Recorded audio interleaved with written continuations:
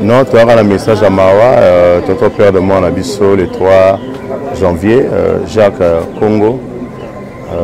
Ça fait trop mal. Au moins, on a 4 ans. Ça nous vité, peut-être espoir et baiser dans le Bossonaye. C'est pas facile. Biso de monani tozalaki pe lobi tozalaki pe lelo eza par rapport ndenge nini mutu na mutu asulaka Robert nayebi te na mokonzi ya baartiste te vraiment papa Robert bacourage ebele nzambe wana apesaka kimia apesa yo kimia nzambe mutapesa biso mwana ye pas juillet fete kani bapesaka invitation oyo amonani opa monani te mwana okundama kaka eza pasi moto nano akufela te aoyeba douleur wana te omoni kokufela mwana eza choc moko okobosana yango dans 2-3 jours te.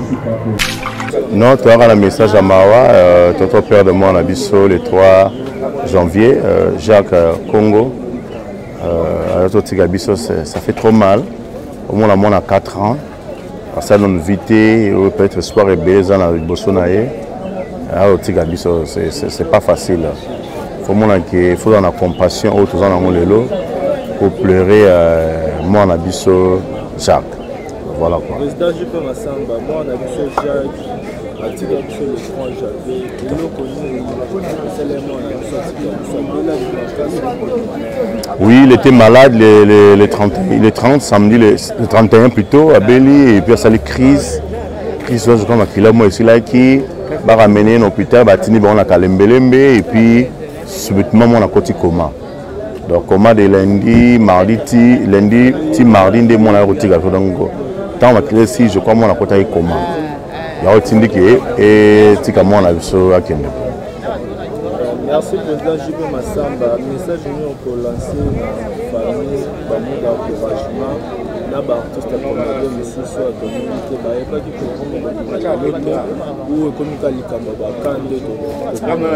bon, ils avaient un bill était là, parce que nous sommes Mouton a beauté avec un réel sur la mabé à Mungangana. Mais sur le beau la douleur, autres sensibles, sur les parents, pour perdre moi dans l'âge où ça facilité. Et moi, nous réellement vivant. Il y a tout à l'heure, quand ça route, papa fait qu'il y a mon accueil. Donc, quand ça va, tout ça,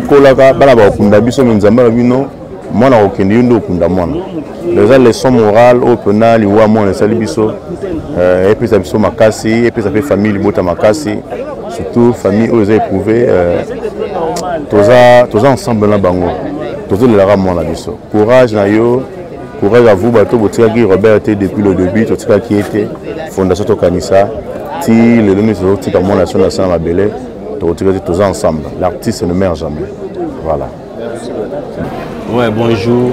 Comment est présence dans la matanga message est lancé pour la météo. Là, on va été. Là, on va bon, matanga, les arrêtés m'appellent ça mon invitation té. Hein? M'appelle ça mon invitation té. Les alara par rapport il y a moto bozala ranaye. Azandengene n'est pas naïf. Jamais na mona na matanga on va kabala invitation bozwa boya matanga na invitation yango non les gens sont battus sont bazaki to na ba lobi na butu moi ba empêchement wana ba msusupe bazaki on bazui lelo ata ya boya lelo dans l'essence wana quoi ba biso de mona ni tozaki pe lobi tozaki pe lelo ils ont par rapport ndenge ni mutu na mutu asulaka Robert apporter na cœur ndenge ni on a ma étoile tout ça ba CG Swana parce que moi pas comméder tout ça ah bah on peut bazu tenter tant que va peine en zela bah on comme la biso c'est ça. Bonjour papa.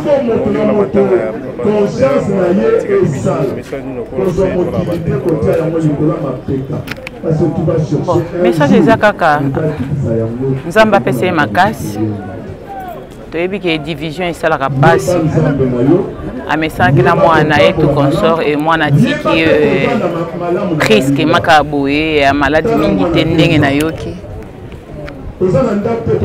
Robert Bisika azali vraiment mes condoléances vraiment nzamba pesa ye makasi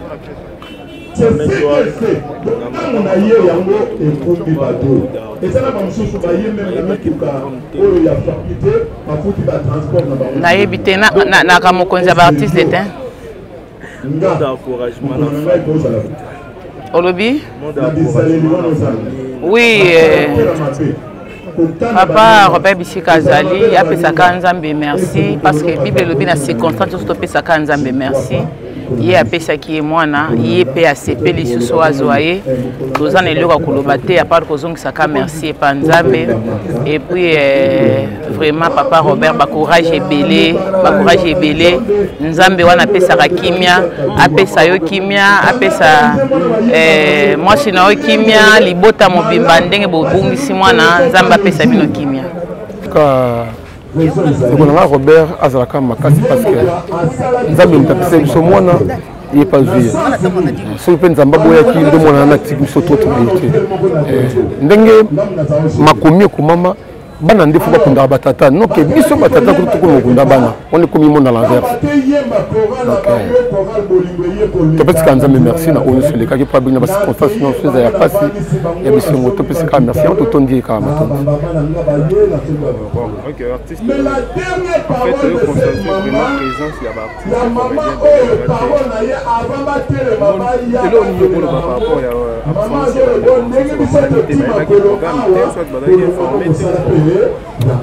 ndeko na ngai omoni ndenge tozalaka na mokili toyebi nde tozalaka na kaka ta mosusu ekweli mama etoile ngai swana na okokende yebi ndenge tozalaka betimite na baprésident dinola bato mosusu oyo mpe baye te ta mosusu bazwi mpe empêchement baza mpe bato mosusu mpe ayene te ayene ka ata yene ete avai na ye tokangi mpe motu te mpo matango bapesaka jamais invitation fete kaka nde bapesaka invitation oyo amonani oyo mpe amonani te mwana okondama kaka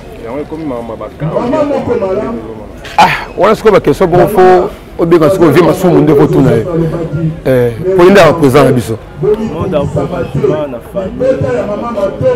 bon moto encouragement eza kaka libota bazalaka makasi batambusa makanisi te liyo mwana mpe pesa division na famille te mais elema nde bolingo na bomoko na famille.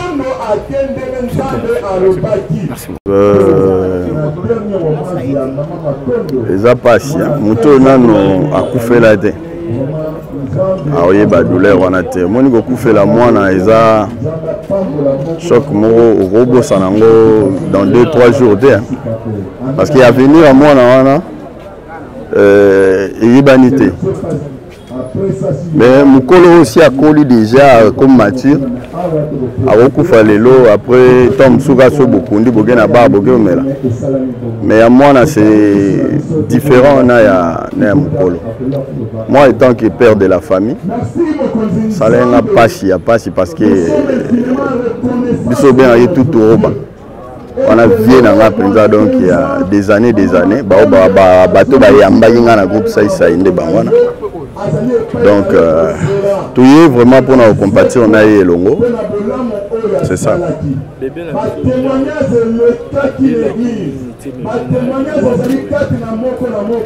En tout cas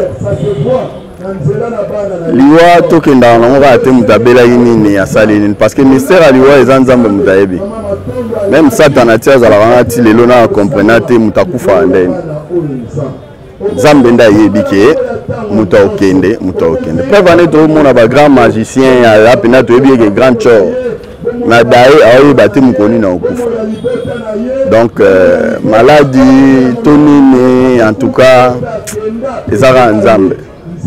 Hein, c'est Dieu qui a donné, c'est lui qui a...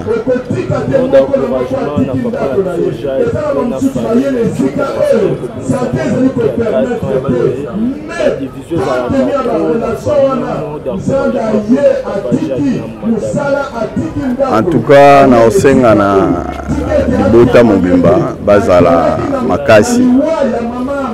Eza volonté na bango te. Eza volonté ya nzambe. Moni yo soki oza na pula ye obokola basoso baza ya yo no jour odeside olongola soso moko eyo dépendre na yo donc libota faut ba comprendre que mukolo mwana mukolo mutu eza nzambe nzambe nda décidé donc baza makasi bapesa nzambe merci batala oyo nzambe abumbi après makambo oyo asali donc c'est ça merci beaucoup. Bon, étant que parent et collègue n'a eu rendre bon dernier hommage à moi on Jacques Watigibiso, l'un des enfants il y a mon collègue Robert Congo, on a présenté bon ma condoléance, on a fait courage. Bon, du fait que Robert, tout comme Robert, ces derniers temps, Robert a monté sous grippe, on ne peut pas comment expliquer. Moi, on a peine d'habilité. Et là, moi aussi, tout ça. Nous avons même tapé ça. Comment s'est-il passé? Un message d'encouragement pour porter la famille. Ouais, et tant que parents, nous avons fortifié mon collègue Robert Casquito. Courage, c'est Dieu qui donne et puis c'est Dieu qui a repris. Tous en ont mal attendu, par-ci par-là, la croyance est ratée.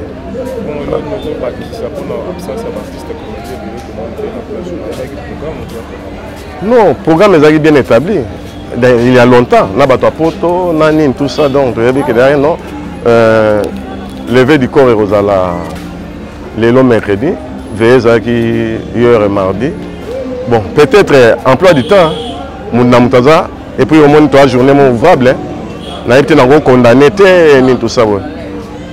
Nous sommes Rosala à mon anité, mais physiquement à mon anité.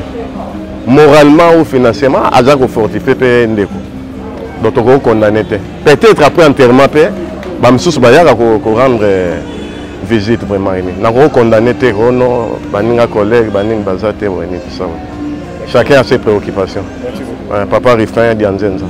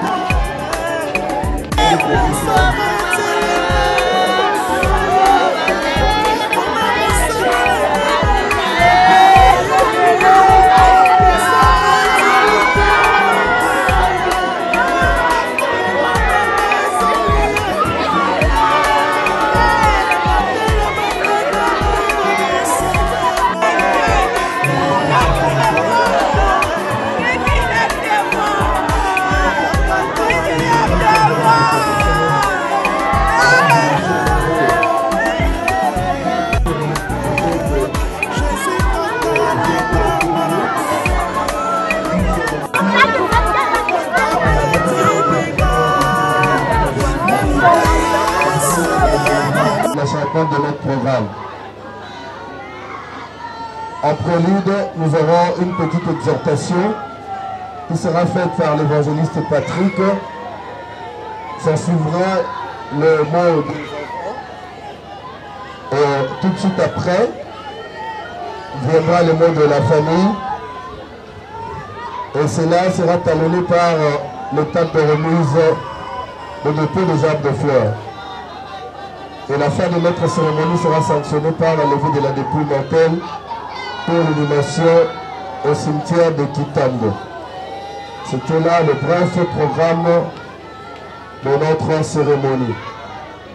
À présent, je m'en vais inviter l'évangéliste Patrick pour l'exhortation et ce pendant 10 minutes. Toyibiki yondo zali maître et attend dans ces circonstances. Tolingo ala au contrôle de tout. Amen, amen. Est-ce que quelqu'un peut dire Nzambe Maboko? Les livres d'Apocalypse chapitre 14 verset 13. La Bible dit ceci. Et j'entendis du ciel une voix qui disait: écris, errez dès à présent les morts qui meurent dans le Seigneur. Oui, il dit à l'esprit afin qu'ils se reposent dans leurs travaux, par leurs œuvres les poursuivre parole du Seigneur. Amen, amen. Amen, amen. Je pense que circonstances où Sangisi Bisso, aux circonstances où ça la passe. Circonstances où tu as circonstances douloureuses. Ça fait mal, ça choque. Et beaucoup plus, c'est la mort d'un enfant. Moi, je qui n'a à venir. La verset Totangi, l'angina lobela sur 2 mots pendant 5 ou 7 minutes. Parce que tout ça m'a tenté. Donc, le message, on a tout, on a lali, Katina, corps et à Christ. Maintenant, généralement, bisototé à kate mutu akufi. Prédication tozoté à natongo alelo, ça nous intéresse, bisotoza na bomo. Na matanga tomemaka message ya consolation na ya sali. Parmi nous, eza na batona no bapesi Yesu bomo ite. Na so exhorto na tongo alelo, eza occasion ozui afin que pesa Yesu bomo inayo. Gloire au Seigneur. Amen, amen. Parce que balobi tango mutu apemi ba œuvre na emisala na inde kolanda. Donc nous nyonso pour le moment où azoka loba azana besoin ya repos. Je finis en disant ceci. La vie des péchés c'est un travail. Tout le mal que nous devons sala eza musala. La sorcellerie c'est un travail. Oh nous nyonso sala ka musala azana besoin ya repos. Jamais Moutaroki Kosala sans qu'il y ait un lieu de repos. Même Dieu a travaillé pendant 6 jours. La Bible dit le 7e jour, il s'est reposé. Na fait exhorter Moutoumoko na tongo alelo na matanga oi. Soit décision, il y a yo kokota na kati ya repos. Parce que ceux qui ont qui repos en até, parce qu'il y a des choses. Bible lobi ba œuvre na biso nde elandaka. Donc il y a un repos. Or, notre repos, c'est Jésus-Christ. Amen, amen. Donc, nous sommes a besoin de repos. Nimela Yesu comme un colo et mobikisi. Tika makambo ya mabe. Pona mwana na biso tozolo balelo, mais pona yo to éviter et kozala mkoloni. Amen, amen. Amen, amen. Topé saba jeep, topé saba avion. Consolation à libotawana. Neva. Il faudra qu'à le nom de Jésus-Christ. Il y a le vrai consolateur. Amen, amen. Attendez, tu as la bambongo, tu le banini. Il faudra qu'à tomber à Christ. Tikato semble la pona libota nyonsomi bale parce que c'est un coup. Ça blesse, ça dérange. On voulait développer beaucoup de choses, vie le temps. Il fallait toper sa kaka o ezali amutuya. Tokangi miso na biso. Seigneur notre Dieu, nazo tombo la libota nyonsomi bale en qualité de ton serviteur. Je sais que libota o ezana coup ezana passe. Aucun docteur de ce monde n'a qu'à ta blessure intérieure ou qui peut apporter solution. Mais seul Jésus-Christ, tu es capable de consoler, de bander ba pota o libota esui na katia mitema. Yango tozotika libota nyonso bibale afin que kimia ya Yesu e bana korenye le prince de paix tolingi mobuluté tolingi ba dispute te tolingi tokende kotika to ya mwana na biso dans la paix. Tika ete nzambe ozali mokeli na nyonso oyo ba korenye sur tout le programme et c'est là au nom de Jésus. Amen. Que Dieu vous bénisse.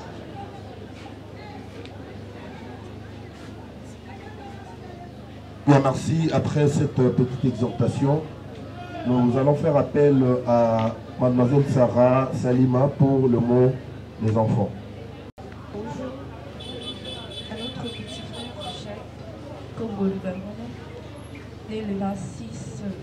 en 2018. Petit Jacques, tu nous as rendus tous joyeux. Pensant encore le jour de ta naissance. On était tellement joyeux, toute la famille. Tu étais extraordinaire, comme un petit ange, plein de vie et de vitalité. Tu dégageais une énergie de joie, d'amour à toute la famille. Tu étais notre rayon de soleil, notre petit grand-père, d'où le nom de Petit Jacques. Aujourd'hui, toute la famille ainsi que nos amis sont tristes de ta disparition. Nous te pleurons de tous nos larmes de nos corps. On ne comprend pas. Et c'est une réalité ou c'est un rêve. Ta mort frappe très différemment. Te perdre a été un grand choc. Tout de toi vont nous manquer. Ton sourire, tes caprices, prendre soin de toi, tes câlins, tous tes souvenirs seront ancrés en nous. On le gardera au plus près de nos cœurs. On dit parfois, on croit que la mort est une absence quand elle est une présence discrète. On croit qu'elle crée une infinie distance alors qu'elle supprime toute la distance en ramenant l'esprit, l'être qui nous a été cher. Nous rendons grâce à Dieu de nous avoir bénis par ta présence dans nos vies, de nous avoir comblés d'amour. Ces petits anges que tu fis. Adieu, Petit Jacques. Adieu, Chouchou, Baba Ziza. Merci. Toi, notre petit frère chéri, sera à jamais dans nos cœurs pour la vie. Et sache qu'on t'aime avec l'âme et non avec le cœur. Car un jour, nos cœurs arrêtera de battre, tandis que l'âme dure une éternité. Adieu, Petit Jacques.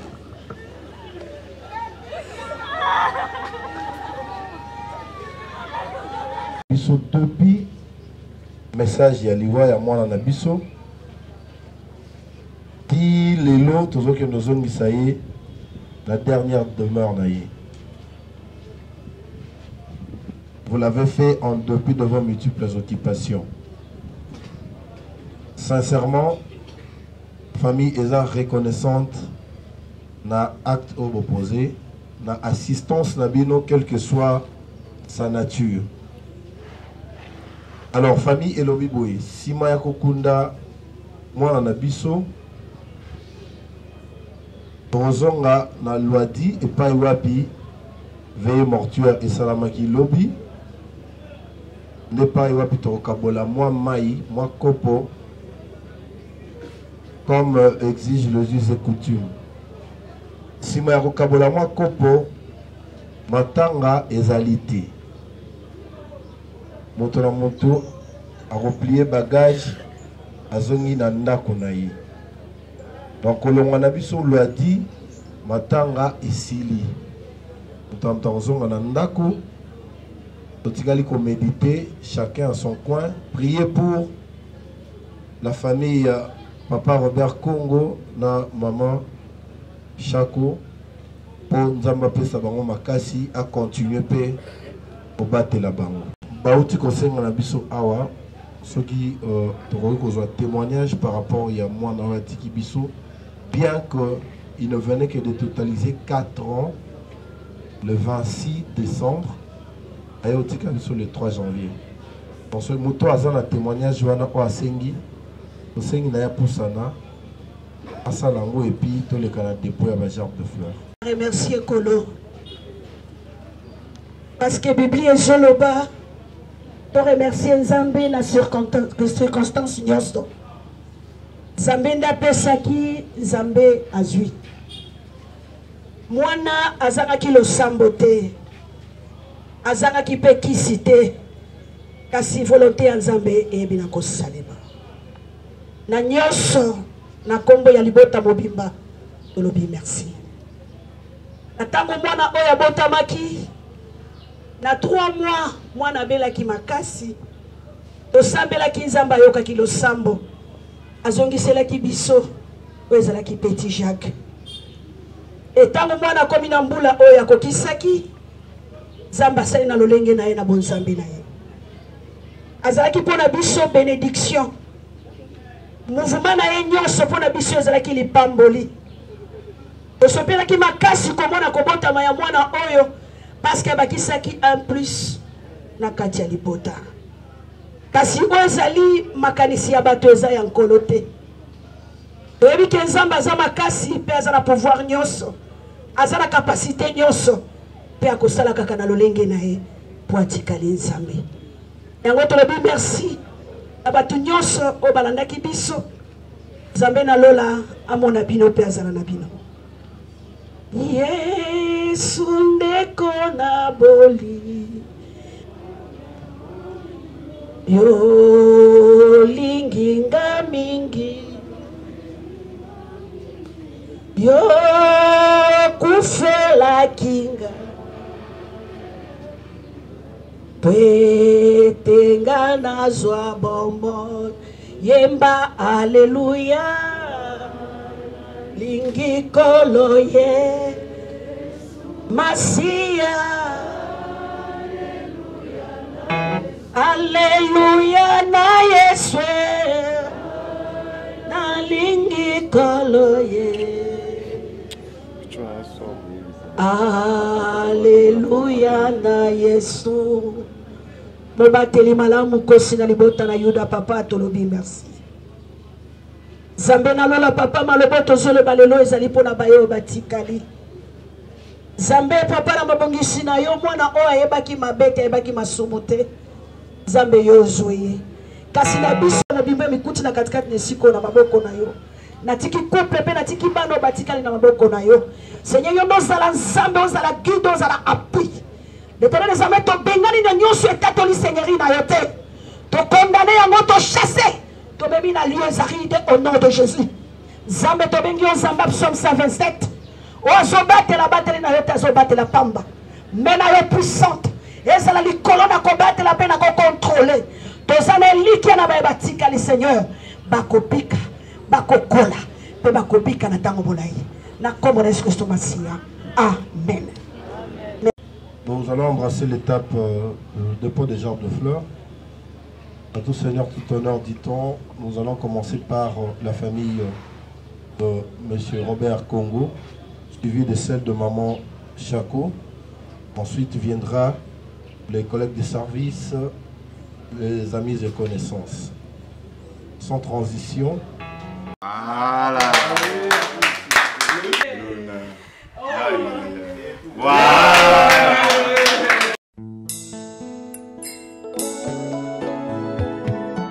Soki naleli eza pona mipesa makasi kolela ya bougie nakolela lisusu te Yesu akotilika mwana ye nakolela lisusu te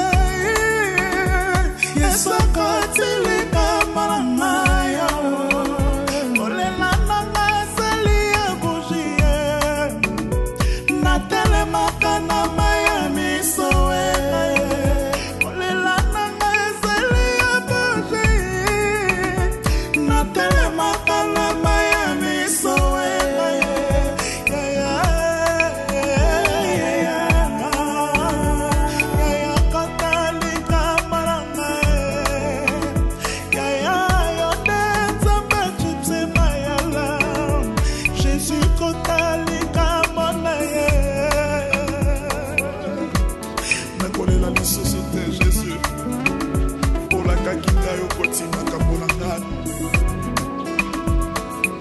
nabengi yo moma ya baveuve nabengi yo papa ya orphelin na nkombo ya lelo nakolela lisusu te Yesu akotilika mwana ye mpona libala na nakolela te Yesu akotilika mwana ye mpona mosala na nakolela te Yesu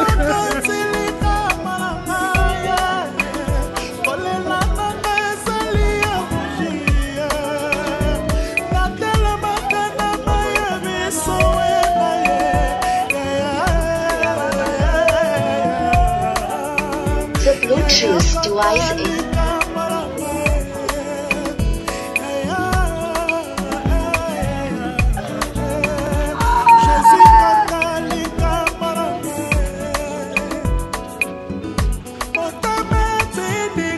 Bien, place aux petits enfants accompagnés de leur grand-père.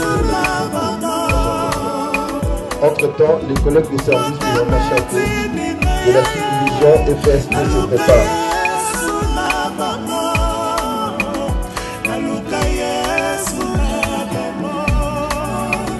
Les collègues de service du Mama Chaco, et à vous préparer pour déposer votre verre de fleurs,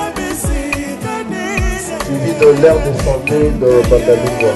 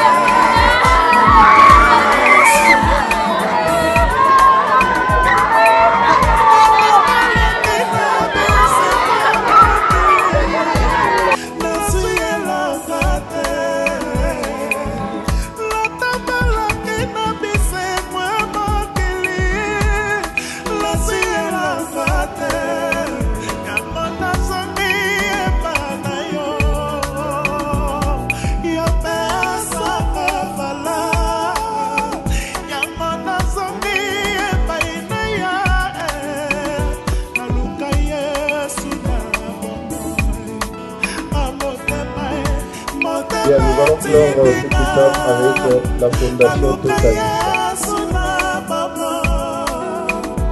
Si dans la foulée, il y a des gens qui ont des armes de fleurs, la fondation Totalista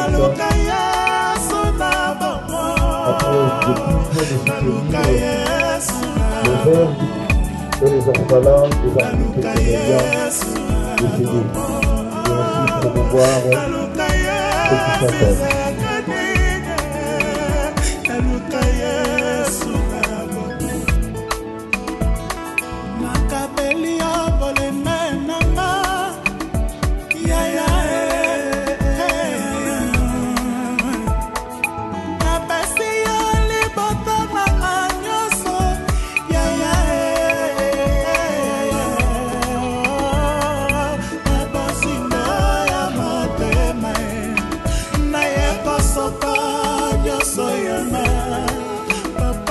Bien, ça est fini avec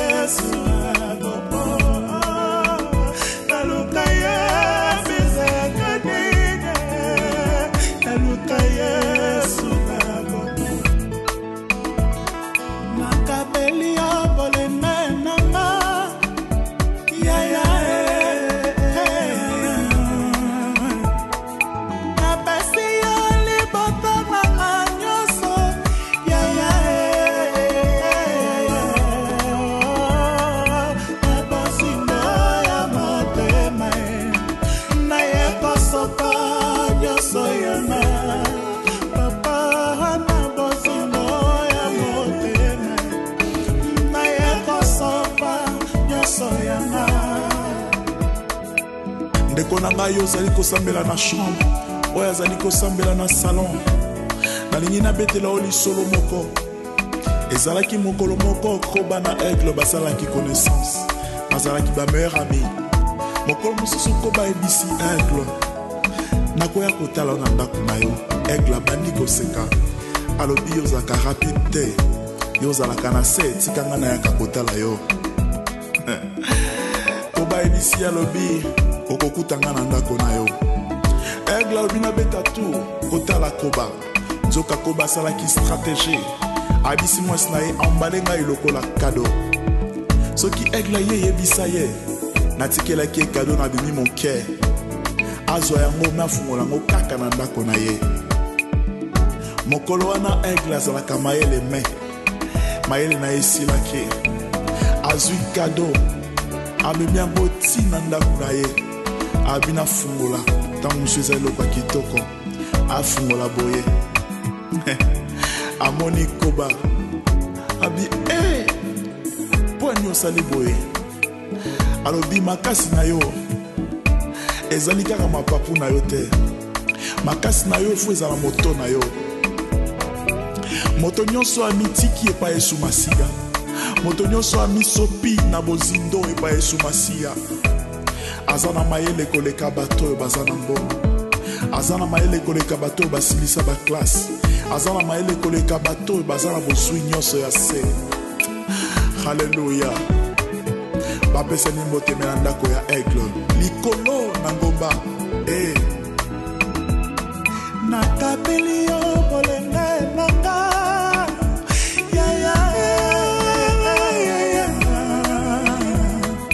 napesi yo libota nanga yesu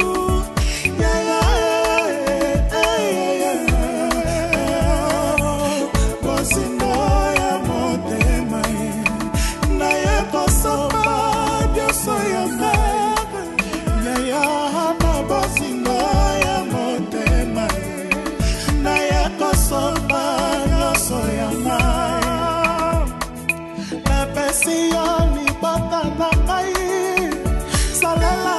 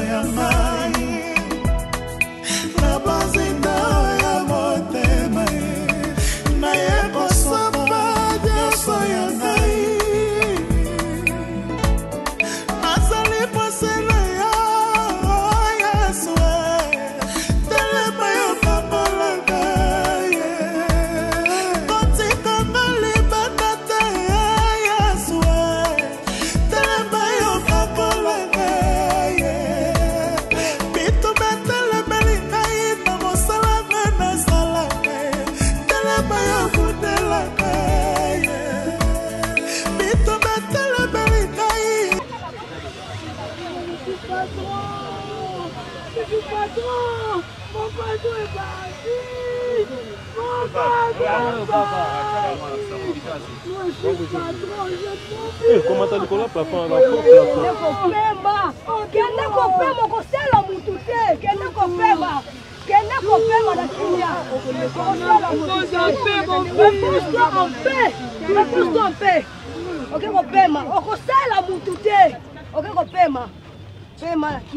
Moi je suis patron, mon patron est parti.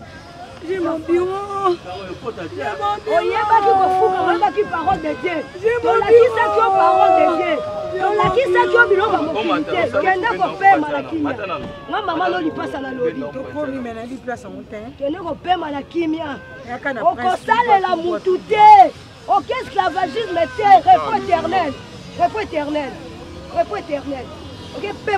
Réponse-toi en paix, papa. Paie-moi la kimia. Jour aux autres, il y a un verset biblique. Nazo yemela yo papa. Dans ma salle qui mokalo na ye. Paie-moi la kimia. Paie-moi la kimia.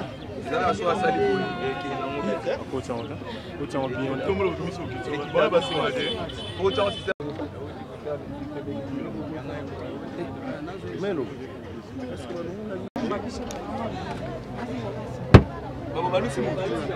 Kasi olongwa to bouger na to bongisa mwana.